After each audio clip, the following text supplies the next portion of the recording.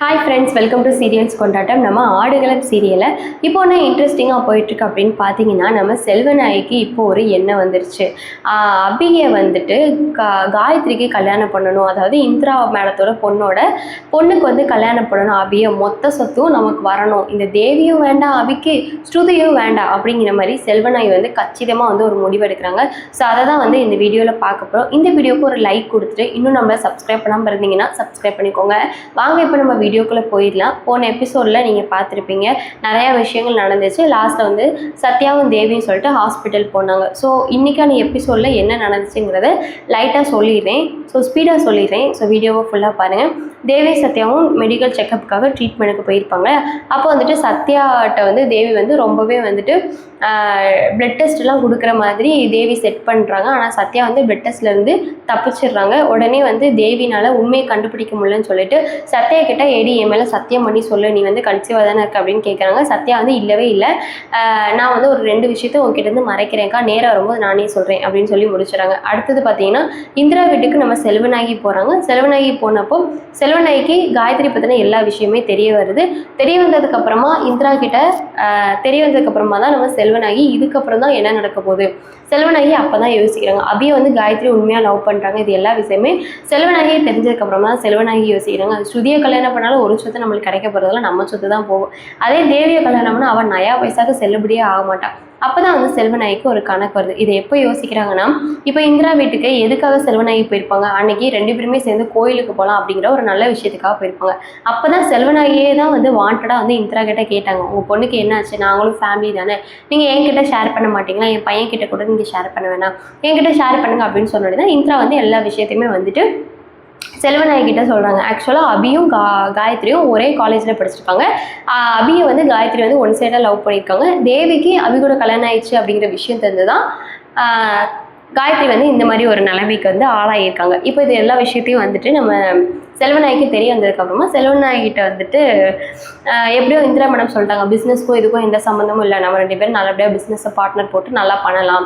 So இதை பற்றிலாம் நீங்கள் எதுவும் யோசிக்காதீங்க, இந்த ப்ராப்ளத்துக்குலாம் நான் உங்ககிட்ட தீர்வுலாம் எதிர்பார்க்கலாம், என் பொண்ணை பற்றி கேட்டிங்கன்னு நான் சொன்னேன் அவ்வளோதான் அப்படின்னு சொல்லிட்டு இந்திரா வந்து செல்வநாயகிட்ட சொல்லிடுறாங்க. உடனே செல்வநாயகி வந்துட்டு ரொம்ப ஆழமாக யோசிச்சுட்டு இருக்காங்க. உடனே இந்திரா சரி வாங்க கோயிலுக்கு போகலான்னு தானே இன்றைக்கி சொன்னால், நம்ம கோயிலுக்கு போகலாம் அப்படின்னு சொன்னோடனே செல்வநாயகி இல்லை, எனக்கு இப்போ கோயிலுக்கு போகிற மைண்ட் செட் இல்லை, நான் கொஞ்சம் யோசிக்கிறோம், நான் வீட்டுக்கு போகிறேன் அப்படின்னு சொல்லிட்டு செல்வநாயகி வந்து அங்கேருந்து போயிடுறாங்க. இந்திராவுக்கு ஒன்றுமே புரியல, என்னடா இந்த விஷயத்த சொன்னோன்னே இவங்க எப்படி ஆகுறாங்க, அதான் எதுவும் நடக்க போகிறது இல்லையா அப்படின்னு சொல்லிட்டு இந்திரா வந்து யோசிக்கிறாங்களோ என்னவோ தெரில, யோசிக்கிற மாதிரி காட்டினாங்க சீனில், என்னன்னு தெரில. அப்போ செல்வநாயகி வந்துட்டு வீட்டுக்கு வந்துட்டாங்க. வீட்டுக்கு வந்துட்டு செல்வநாயகி வந்து ஆழமாக யோசிச்சுட்ருக்காங்க. இப்படி முன்னாடியே தெரிஞ்சிருந்தா, இந்த தேவி வர்றதுக்கு முன்னாடியே தெரிஞ்சிருந்தா நம்ம இந்திரா மேடத்தோட பொண்ணு காயத்ரிக்கே வந்து நம்ம அபியை கல்யாணம் பண்ணி வச்சுருக்கலாமே. இப்படி இந்த தேவி நடுவில் வந்து எல்லாத்தையும் சொதப்பிட்டாலே, நயா பைசாக்கு இவ்வளோ வச்சு பிரயோஜனம் இல்லை, இப்படி எல்லாத்தையும் சொதப்பிட்டாலே இப்போ என்ன பண்ணுறதுன்னு தான் தெரியல, இப்போ என்ன பண்ண முடியும் நம்மளால் அப்படின்னு சொல்லிட்டு செல்வநாயகி வந்து யோசிக்கிறாங்க. அப்போ தான் வந்து கரெக்டாக வந்து அர்ஜுனோட அப்பா வராங்க. அர்ஜுனோட அப்பா வந்துட்டு என்னம்மா தனியாக உட்காந்து என்னமோ யோசிச்சுட்ருக்க அப்படின்னு சொல்லிட்டு செல்வநாயகியை பற்றி கேட்க, உடனே செல்வநாயகி இல்லைங்க சும்மா தான் யோசிச்சுட்டு இருந்தேன் அப்படின்னு சொல்லிட்டு சொன்னோடனே உடனே அர்ஜுன் வராங்க. கையில் வந்துட்டு டாக்குமெண்ட்ஸ் எல்லாத்தையும் நிறையா தூக்கிட்டு வராங்க. என்ன டாக்குமெண்ட்ஸ்னால், நம்ம சத்யாவுக்கு நயா பைசா சொத்து போயிடக்கூடாதுல, அந்த சொத்தெல்லாம் செல்வநாயகி பேருக்கு மாற்றிட்டாங்க இல்லையா அர்ஜுனு. ஸோ அதுக்காக வந்துட்டு அர்ஜுன் வந்து வராங்க.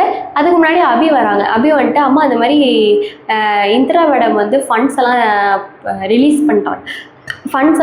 பண்ணிட்டாங்கம்மா அப்படின்னு சொல்ல, உடனே வந்துட்டு செல்வநாயகி அப்படியா அபி, ரொம்ப நல்ல விஷயம், ஃபண்ட்ஸ்லாம் ரிலீஸ் பண்ணிட்டாங்களா, சூப்பர்டா அப்படி சொல்ல, ஆமாம்மா ரொம்ப சந்தோஷமான விஷயமா, எனக்கு ரொம்ப சந்தோஷமாக இருக்குமா அப்படின்னு சொல்லி பேசிகிட்டு இருக்காங்க. அப்போ தான் நம்ம அர்ஜுனோட என்ட்ரி வருது. அர்ஜுன் வந்து அந்த அந்த சொத்தெல்லாம் மாற்றினாங்கல்ல, அந்த டாக்குமெண்ட்ஸ் எல்லாம் எடுத்துகிட்டு வந்துட்டு அம்மா இங்கே பாருங்கம்மா, என்னோட மொத்த சொத்தையும் உங்கள் பேருக்கு மாற்றிட்டேன், என் பேரில் நயா பைசா சொத்து கிடையாது, உங்கள் பேருக்கு மாற்றிட்டேம்மா அப்படி சொல்லிட்டு அர்ஜுன் சொல்லவும் தான் நம்ம செல்வநாயகி அர்ஜுனை பற்றி கேட்குறாங்க. டே அர்ஜுன், எனக்கு ஒன்றுமே புரியலடா, எதுக்காக இப்படி நீ அவசரப்பட்டு இதெல்லாம் பண்ணுற? அர்ஜுன், எனக்கு ஒரு டவுட்டு, இப்படி நீ சொத்தெல்லாம் என் பேரில் மாற்றினதுல சத்யாவுக்கு நிஜமாவே விருப்பம் இருக்கா இல்லையா, நீங்கள் 2 பேரும் விருப்பப்பட்டு தான் அந்த முடிவை எடுத்தீங்களா இல்லையா அப்படின்னு கேட்க, உடனே அர்ஜுன் வந்து பிரமிச்சு போயிட்டு நிற்கிறாங்க. என்ன சொல்கிறதுன்னு அர்ஜுனுக்கு தெரியல. அர்ஜுனோட அப்பா தான் என்ன சொல்கிறாங்க அப்படின்னா, செல்வா அதெல்லாம் எப்படி செல்வா சத்யாவுக்கு விருப்பம் இல்லாமல் இருக்கும், இன்னும் சொல்லப்போனால் சொத்தை வந்து மாற்றித்தர சொன்னதே சத்யா தான் அப்படிங்கிற மாதிரி சொல்லுவோம். உடனே அர்ஜுன் யார் சொன்னா அப்படின்னு சொல்லிட்டு கத்திடுறாங்க.